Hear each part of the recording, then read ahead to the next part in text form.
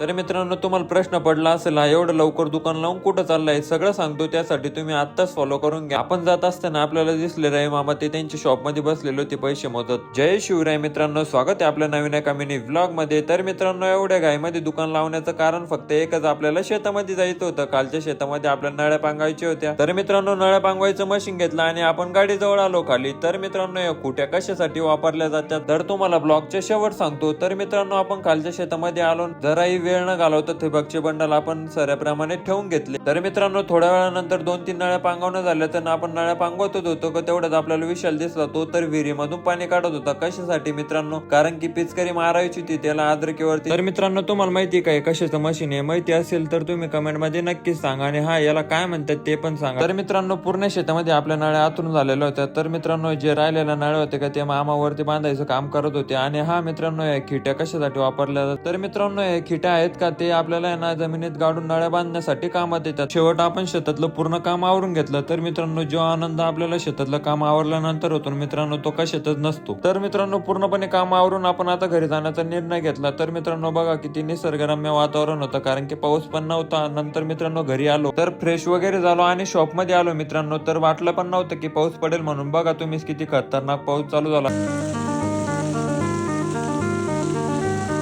पावसाचं काय मित्रांनो, पाऊस तर आता कायमच पडत राहणार आहे, कारण की पावसाळ्याचे दिवस आहेत. तर मित्रांनो ब्लॉग आवडला असेल तर लाईक करा, फॉलो करायला विसरू नका. आणि हा भेटूया पुढच्या नवीन एका मिनी ब्लॉग मध्ये. Bye bye.